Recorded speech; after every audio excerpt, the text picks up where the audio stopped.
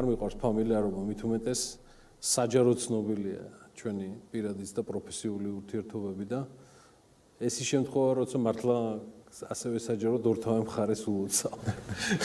ამ წარმატებას.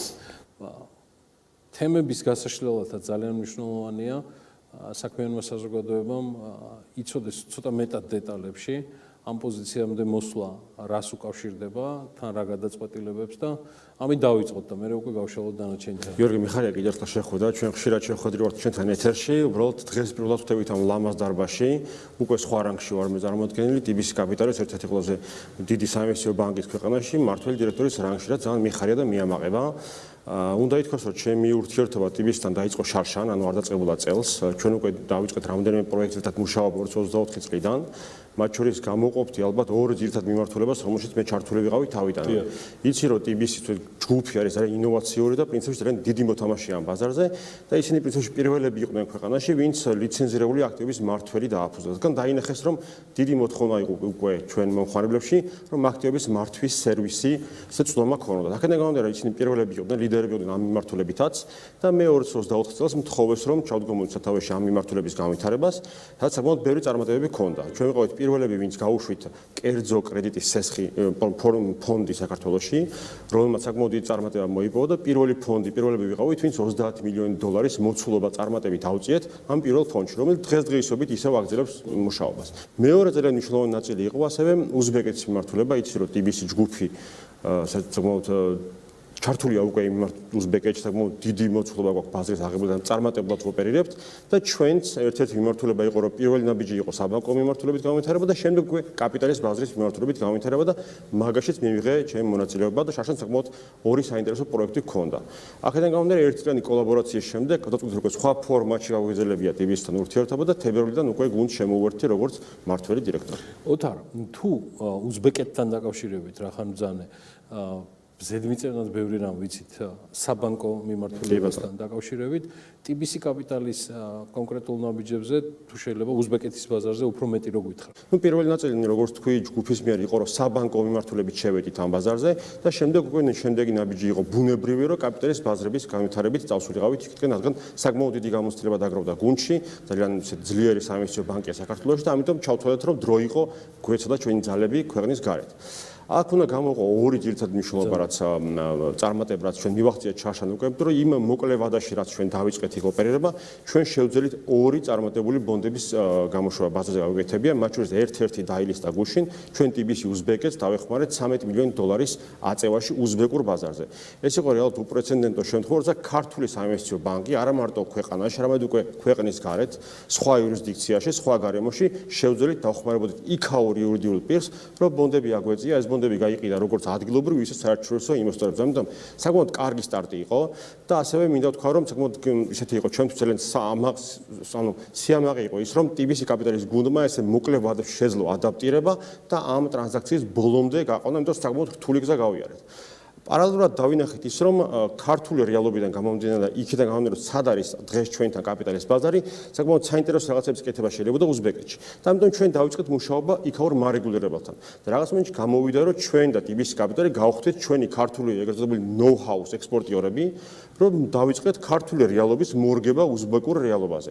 აქედან გამომდინარე, უნდა ითქვას, რომ რამოდენიმე ინიციატივას კი შევიტანეთ ჩვენ საკანონმდებლო უკვე მარეგულირებელთან ერთად და იმედია, რომ ეს ინიციატივები დაინერგება და საკმაოდ აჩქარებს კაპიტალის ბაზრის განვითარების ტემპს უზბეკეთში, რომელშიც დარწმუნებული ვარ, TBC კაპიტალი ძალიან დიდ როლს ითამაშებს. ოთარ, ახცენე ასევე გუნდი ამ საუბრისას, მინდა მეტი ეს ადამიანები არ არის პირადად თქვენთვის უცხო. კი ბატონო.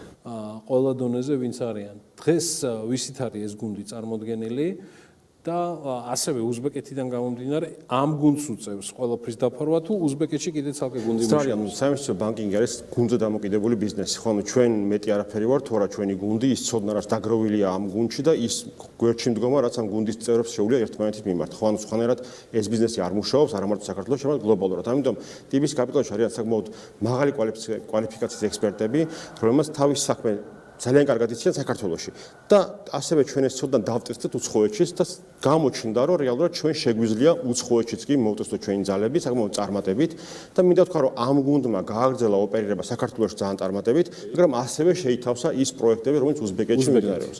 არ გამოურიცხავ რაღაც ეტაპზე ჩვენი გუნდიც ავაწყოთ დავიმატოთ, დროთა განმავლობაში ეს გამოჩნდება, თუმცა ამ ეტაპზე ჩვენ აქედან ვფარავთ უზბეკურ ბაზარს. კარგი, გუნდთან ერთად საუბარია რეალურად კომპანიაზე, რომელიც ასევე კარგად ცნობილია თქვენთვის, რომელმაც 2025 წლის აღიარებაც კი უკვე მოიპოვა, აღარაფერს არ ვამბობ წინარე ჯილდოებზე, რომელიც ასევე საკმაოდ მნიშვნელოვანი და ავტორიტეტული ფინანსური ინსტიტუტებისგან მომდინარეობს მსოფლიოში, რას ნიშნავს 2025 წლის გამორჩეულად წარმატებულ საინვესტიციო ბანკში მუშაობა და კიდევ რა იგეგმება ოთარ ამიმართულებით თქვენ გეგმებით? იცი რა გიგებთ ძალიან საინტერესო საკითხი შეეხი, ანუ ჩემთვის ის რომ მიხარია და მოხარული ვარ ამ გუნდს შემოვერთი ერთია, მაგრამ ძალიან პასუხისმგებლობაა, იმიტომ რომ ეს გუნდი უკვე არის ჩამოყალიბებული ლიდერი ორგანიზაცია ქვეყანაში და წლების განმავლობაში აუღია ეს ვთქვათ ევარდები, რომელსაც სხვა საერთაშორისო ჟურნალები აძლევენ ტიბის კაპიტალს, მათ შორის წლევანდელი წელს ასევე დაიწყო. დავიწყეთ ორი ძალიან წარმატებული ჯილდოს მიღებით, რომელიც Global Finance-მა დაგვაჯილდოვა როგორც საინვესტიციო საუკეთესო საინვესტიციო ბანკი საქართველოში და მეორე უფრო რეგიონალურ ჭრილში ჯილდო, რომელიც იყო აღმოსავლეთ და ცენტრალურ ევროპაში საუკეთესო ბანკი, რომელშიც შეიძლება ბონდების ემისია. რაც საკმაოდ მნიშვნელოვანი ჯილდოა ასევე. და ეს ყველაფერი დამსახურება იმ გუნდის, რომელიც უკვე წლებია ამ ორგანიზაციაში მუშაობს და დღემდე მოაქვთ ეს ცოდნა და გადაცემენ თქვათ იგივე ახალ თაობებს, რომელიც უერთდებიან ყოველწლიურად. ამიტომ ჩვენთვის ძალიან დიდი პასუხისმგებლობაა, რომ მსგავს გუნდს უერთდებით და მინდა რომ გადავიყვანო ეს გუნდი უკვე სხვა განვითარების დონეზე. აქედან გამომდინარე, ჩვენთვის ძალიან მოხარული ვიყავი, რომ ამ გუნდს შევერთი ამ ეტაპზე დავის განვითარების და იმედია, რომ უფრო რეგიონალურ ჭრილში გავხსნით ამ ჩვენ სერვისების არეალს. ანუ შეიძლება თუ არა ვივარაუდო, რომ ეს არის ის იმ ხედვის ნაწილი, რეგიონალური განვითარება, რასაც საკუთარ თავს გუნდთან ერთად უსახავთ განვითარების ერთ-ერთი მიმართულებათაგანი. კი ბატონო, გეთახმები, რომ ჩვენ საქართველოში უკვე მივახციეთ განვითარების გარკვეულ დონეს, სადაც პრინციპში მგონია, რომ დრო მოვიდა, რომ ქართულმა კომპანიებმა დაიწყონ უკვე რეგიონში გასვლა. მათ შორის ეს ჩანს კიდევაც, ხო ეს იგივე TBC ან ბევრი ქართული კომპანია, რომელიც არა მარტო უზბეკეთში, არამედ სომხეთში, აზერბაიჯანში უკვე მიდის, რაც აქამდე ალბათ 5-10 წლის წინ როცა ჩვენ ვიწყებდით ამ სფეროში ერთად მუშაობას, წარმოუდგენელი იყო რეალურად რა ვთქვათ, იმიტომ რომ ვერ წარმოგვედგინეთ ჩვენ, რომ ან კაპიტალის ბაზარი მიაღწევდა ამ მასშტაბს, მაგალითისთვის შარშან TBC კაპიტალმა თავის კლიენტებს გამოაშვებია 800 მილიონი დოლარის მოდენობის ობლიგაციები.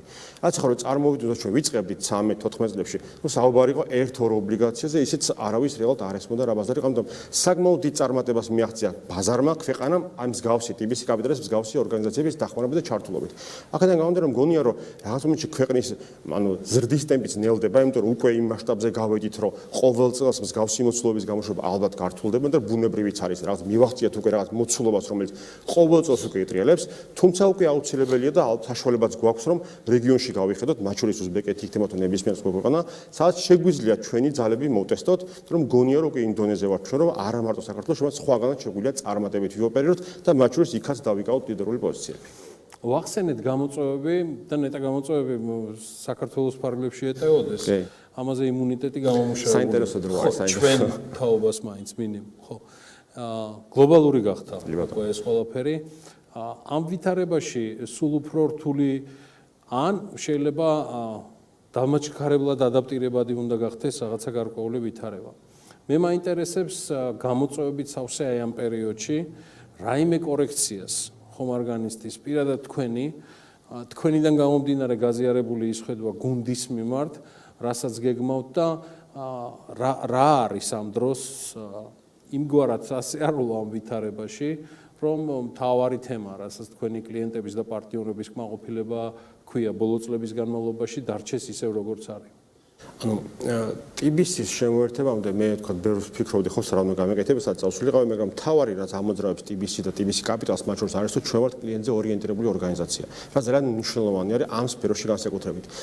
მე უკვე 13 წელია, 2013 წლიდან ვარ ჩართული კაპიტალის ბაზრის მიმართულებით საქართველოში და პრინციპში ამ პერიოდში ძალიან ბევრი კრიზისი თუ ეკონომიკური დაღმასვლა მინახია, ხო?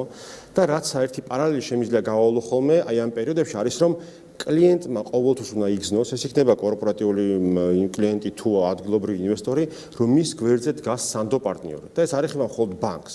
მნიშვნელოვანია, რომ TBC კაპიტალი, რომელიც არის ლიდერი საინვესტიციო ბანკი ქვეყანაში, კლიენტის გვერდზე იდგას როგორც აღმასვლის პერიოდში, ასევე კრიზისის დროს, რომ მან შეძლოს კლიენტს დროულად სწორი ინფორმაცია მიაწოდოს, რომ მან დროულად შეძლოს გადაწყვეტილების მიღება. ეს არის ძალიან მნიშვნელოვანი განსაკუთრებით ჩვენ სფეროში, როცა ჩვენ ვყიდით რჩევას.